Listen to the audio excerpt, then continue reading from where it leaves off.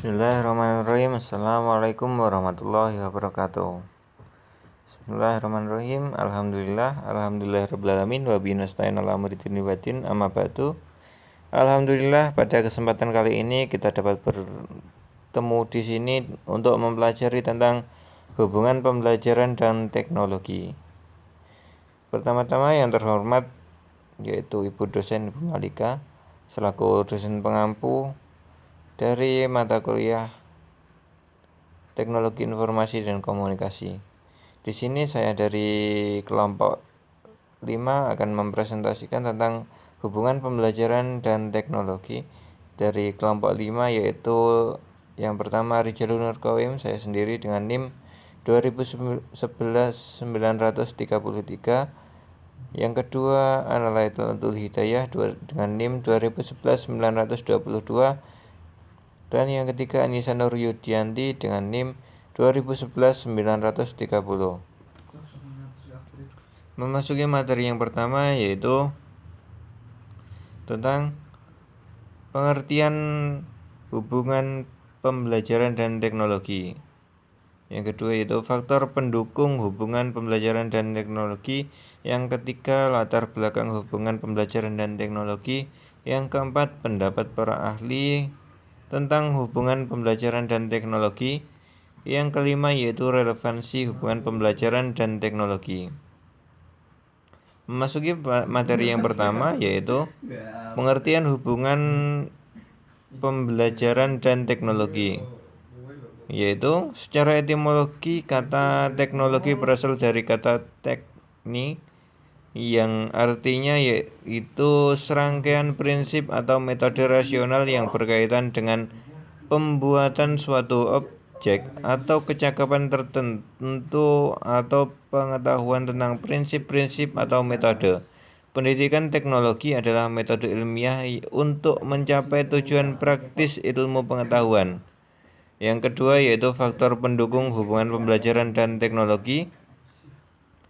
Di sini yaitu perkembangan teknologi informasi memacu suatu cara baru dalam kehidupan, dari kehidupan dimulai sampai dengan berakhir. Kehidupan seperti ini dikenal dengan life. Artinya kehidupan ini sudah dipengaruhi oleh berbagai kebutuhan secara elektronik, dan sekarang ini sedang semarak dengan berbagai huruf yang dimulai dengan awalan seperti e-commerce, e-government, education, e-library, e-journal, e-medical, e-library, e-biodiversity, dan yang lain berbasis elektronika. Baiklah, cukup sekian yang bisa saya sampaikan. Untuk selanjutnya akan dipresentasikan oleh pemateri kedua. Saya persilakan. Baik, di sini saya akan melanjutkan presentasi dari teman saya. Yang ketiga ada latar belakang hubungan pembelajaran dan teknologi. Perkembangan teknologi informasi dan komunikasi telah memasuki sendi kehidupan termasuk dunia pendidikan, lebih khususnya pembelajaran telah diintervensi oleh teknologi saat ini. Seiring perkembangan teknologi informasi dan komunikasi, maka berbagai bahan pembelajaran diproduksi untuk kebutuhan guru dan pelajar dalam bentuk yang bervariasi. Berbanding dalam terbalik dengan proses pembelajaran tradisional yang hanya mengandalkan guru sebagai sumber belajar yang pertama dan utama, sedangkan sumber lain hanya menjadi pelengkap kegiatan saat pembelajaran. Penggunaan teknologi sebagai media jelas akan membuat proses belajar mengajar menjadi efektif dan efisien, karena dapat mempermudah seorang guru dalam mendapatkan atau menyampaikan informasi atau pesan atau isi materi, dan juga dapat membantu peningkatan pemahaman siswa, penyajian data atau informasi, dan lebih menarik lagi, atau dapat memudahkan penafsiran data dan mendapatkan informasi. Lalu yang keempat ada pendapat para ahli hubungan pembelajaran dan teknologi. Para ahli teknologi pendidikan berpendapat bahwa peranan utama teknologi pendidikan adalah untuk membantu meningkatkan efisiensi yang menyeluruh dalam proses belajar mengajar. Penerapan teknologi pendidikan pada umumnya dan proses belajar mengajar pada khususnya lebih efisien, lebih efektif, dan memberikan nilai tambah yang positif.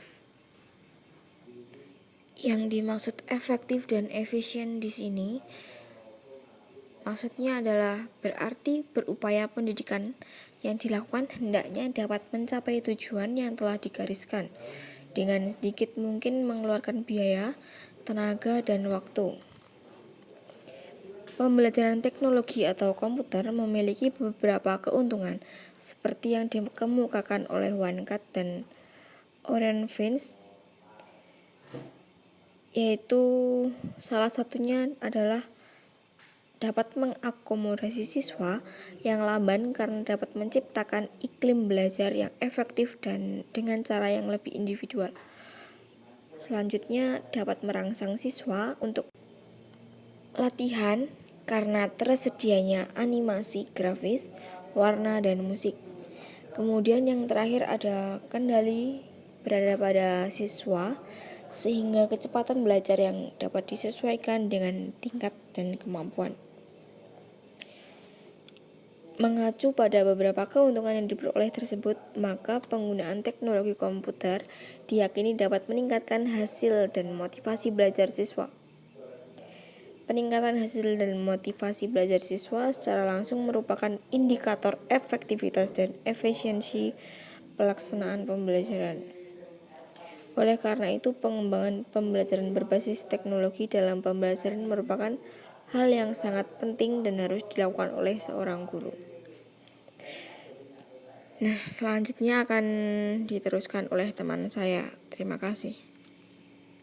Melanjutkan presentasi dari kelompok kami, sekarang memasuki poin yang kelima, yaitu relevansi hubungan pembelajaran dan teknologi. Hubungan pembelajaran dengan teknologi itu sangatlah penting, dan pemanfaatan media komunikasi telah berkembang cukup lama di negara-negara maju.